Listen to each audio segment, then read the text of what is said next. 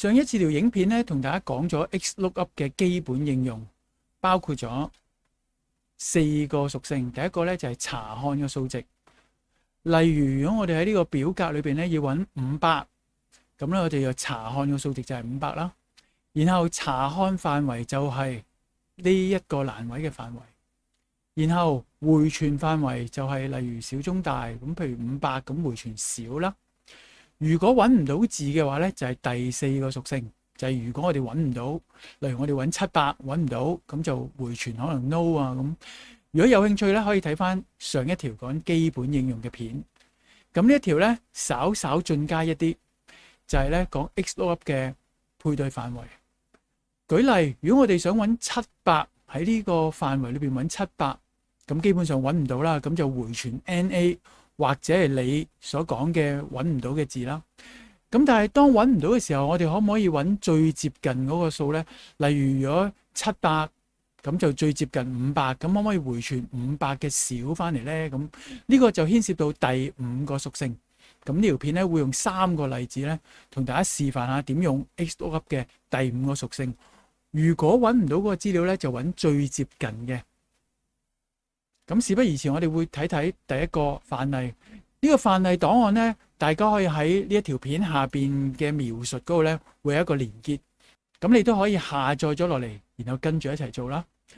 咁呢一度係講緊唔同分店佢哋有嘅營業額，例如呢個咧就72萬啦，呢個咧就92萬等等。咁我哋喺呢度只要打入咗個營業額咧，我哋就想引述個分店啦。例如50萬。如果揾50萬咧，我哋用肉眼當然可以揾到啦。50萬就應該係西貢分店，不過我哋唔會用肉眼揾，因為咧，如果呢度20間分店就快啦，如果200間咧就有排揾嘅，所以當然就係用 XLOOKUP 啦。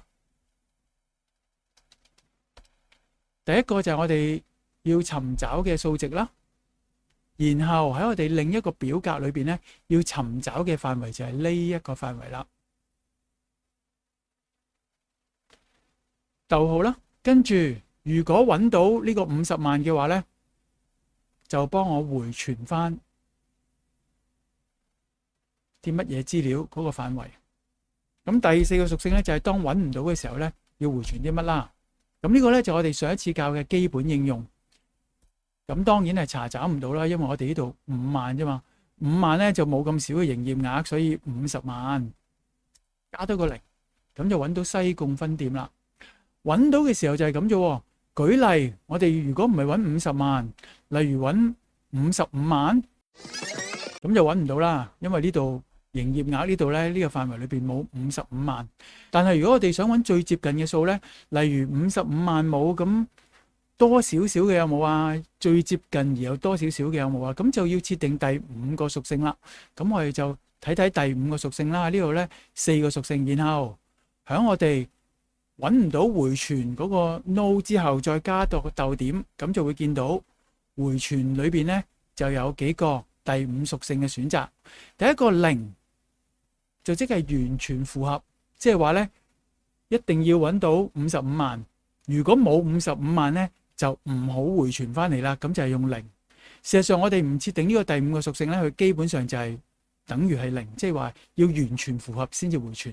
冇揾到符合嘅就 NA。咁樣啦，咁但係下邊你見到有其他選擇，包括咗如果係入-1嘅話咧，就揾完全相符或者下一個較細嘅項目。咁係咩意思咧？例如55萬揾到咧，如果揾唔到55萬嘅話，揾下一個較少嘅項目，即係55萬冇啊，低啲而又最接近嘅就回傳翻嚟啦。咁我哋試下呢個-1，然後下邊咧就有個正一即係話完全相符或者下一個較大嘅項目，即係話55萬如果冇咧，推高佢去到最接近嘅較大嘅數目，例如55萬冇就60萬有冇啊，62萬有冇啊，一路推上去最接近嗰個就回傳翻間分店嘅公司翻嚟。咁我哋試下呢個-1同埋正一，例如先試-1先啦。-1就即係話向下調整最接近，咁咧就回傳西貢。咁我哋睇翻西貢啦，西貢即係呢個50萬。咁55萬佢揾唔到咧，就推落去最接近就係50萬啦。於是就回傳咗西貢分店俾我哋。如果我哋用正一咧，後邊呢個唔用負一而用正一嘅話，撳 Enter， 咁你會發覺變咗東涌分店，即係上面呢個就係55萬冇，推高佢去到最接近呢，就58萬啦。於是就回傳東涌分店。所以最後嗰個如果係負一就向下推，如果係正一就向上揾，最接近嗰個就回傳翻對應嗰個啦。咁呢個就係第5屬性啦。咁我哋跟住咧會睇下用一條2022年嘅文憑試題目嚟做例子去參考嘅。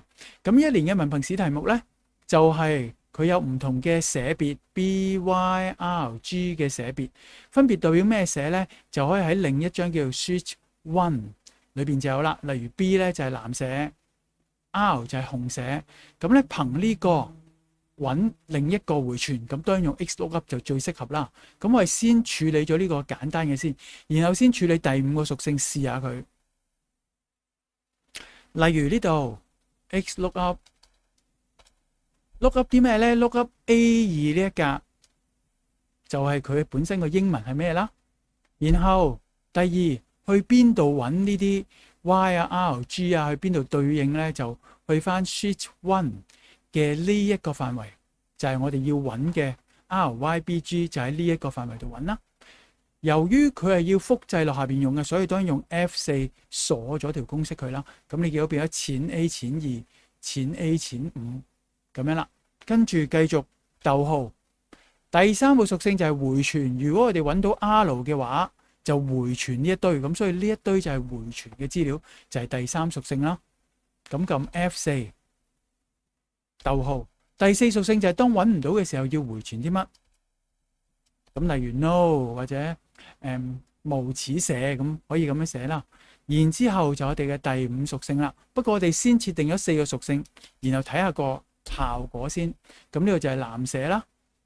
複製落到下邊，由於我哋加咗錢，所以呢條公式咧都完全可以顯示到嘅。咁呢個咧就係文憑試當日考嘅內容。咁我講得比較快嘅，因為咧呢個喺第1條片基礎應用嗰度咧有講得比較詳細。咁我哋今次主要係試下第5屬性。舉例呢度藍寫啦，假設我加咗第5個屬性喺佢後邊，就係如果揾唔到呢個 B 嘅話，就揾最接近嘅。咁我試下正一先。如果我呢度後邊加個1，然後撳 Enter， 咁你發覺係一樣嘅。但係如果我將呢個轉成例如 E，Enter， 好啦，我哋望翻呢度根本冇 E 呢個寫嘅。如果我哋冇設定到第5屬性，例如果我哋冇設定到第5屬性，就應該係冇回傳嘅。但係如果我哋設定咗第5屬性係1，即係話向大嗰方面去查找，揾最接近。咁我哋就睇下啦 ，E 最接近 A、B、C、D 就 E 啦，跟住 F、G。咁咧，你發覺向大嘅方向，下一個咧 E 冇嘅話咧，就去到 G 噶啦。所以咧，佢會揾下一個就係 G， 於是就回傳咗綠寫出嚟啦。再舉多個例子，例如係 X 寫啦。X 寫咧，如果我哋冇設定第5屬性咧，就係顯示冇啦。但係如果我哋設定咗第5屬性係正一嘅話咧，咁就係向下揾啦。咁我哋又睇翻啦 ，X 向大嗰方面就係 Y 啦。咁所以佢揾下一個咧就係 Y， 於是就回傳咗黃寫翻嚟啦。咁所以咧呢個咧，如果係正一就向大嗰方面去揾最接近嗰個就回傳翻嚟啦。如果負一就即係調轉向細嗰方面去揾最接近嗰個回傳。咁就係紅色，點解嘅？因為 X 如果倒轉咁，我梗係唔識數倒轉啦。但係 X 最接近咧，應該就係向前揾嘅，應該就係 R 啦，一定近過 G 同埋 B 啦。於是就回傳咗紅色。所以用負一向前揾最接近，用1向後揾較大嘅最接近，或者0固定咗佢。如果冇相同嘅，就唔好回傳啦。零咧就一定要相同先揾翻嚟，如果冇相同唔好揾接近嘅。咁呢個咧就係另一個文字都可以咁樣處理負一正一嘅方向。好，最後我示範多一個，就係呢個佢計出嚟嘅總分。如果我哋想排佢嘅等級，例如如果達到95分咧就5星星，咁呢個達到95級，所以呢個應該係5星星啦。咁但係我哋當然冇理由用人手打啦，咁就用 XLOOKUP 嚟到對應呢個表，回傳翻個等級。咁舉多個例，例如64分，64分咧就應該係未達到65嘅4級，所以應該係下一格，所以應該係3級啦。所以呢度應該係3級嘅。咁但係當然唔係用手打啦。咁我哋就設定呢條公式試下點對應啦。首先 XLOOKUP 啦，要揾嗰個分數 G2 呢一格，喺邊度揾呢個分數呢？喺呢個表格呢個範圍。由於會複製落去用，所以當然用 F4 鎖咗佢啦。然後如果揾到嘅話，回傳嗰個範圍，即係呢個範圍一樣啦。用 F4 鎖咗佢，方便一陣貼落去嘅時候咧唔會跟住褪。然後第4個屬性，我哋成日都打 no， 如果揾唔到就 no 啦。但係其實亦都可以跳過去嘅，即係你唔打佢，如果揾唔到咧就出 NA 啦。如果係固定嗰個數嘅就用0，就即係如果揾唔到，一定要揾到先回傳，揾唔到嘅就出 NA。咁你見到80係冇嘅，因為呢度並冇80，咁就回傳啦。咁但係如果唔係，我哋如果80冇啊，咁就揾向下最接近嗰個啦。因為80好明顯未達到85啦，唔係向上揾而係向下揾，所以第5個屬性應該係-1，咁就會回傳翻呢個5啦。向下揾到最接近嘅就係75啦，於是就回傳5。咁我哋試下咯，-1向下揾，於是就回傳到5啦。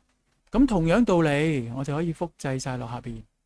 例如呢個68分，68分就即係呢一度65分之上，但係未達到75分，未達到75嘅68就向下揾呢一個65，然後對應翻個4，所以就回傳翻個4啦。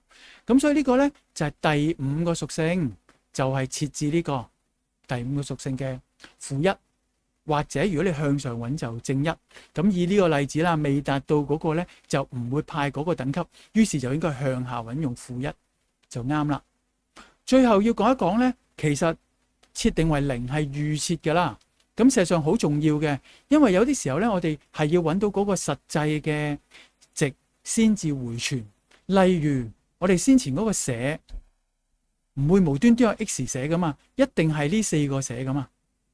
所以咧呢一度，如果我哋嚴格嚟講咧，呢一啲應該要設定埋第5屬性係0。點解要設定第5屬性係0咧？因為唔會有第5個，即係唔會有呢啲 X 噶。咁所以咧一定要回傳翻話俾我聽有問題。咁咧反而前邊呢個 no 咧，如果你唔介意嘅話，可以空咗佢，等佢表示 NA， 等我哋知道入錯咗。而呢個0咧，亦都係可以唔使 set，因為咧預設都係0嘅。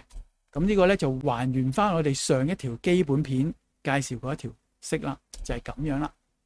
咁所以咧，如果我哋設定咗係0，就一定要揾到嗰個數值先回傳，就可以確保咧我哋唔會輸入錯。但係如果係一啲範圍嘅情況，例如呢啲等級、呢啲範圍嘅情況，64唔係揾真係64，而係揾最接近64嘅下一格，咁嘅話咧，就當然一定要設定第5個屬性啦。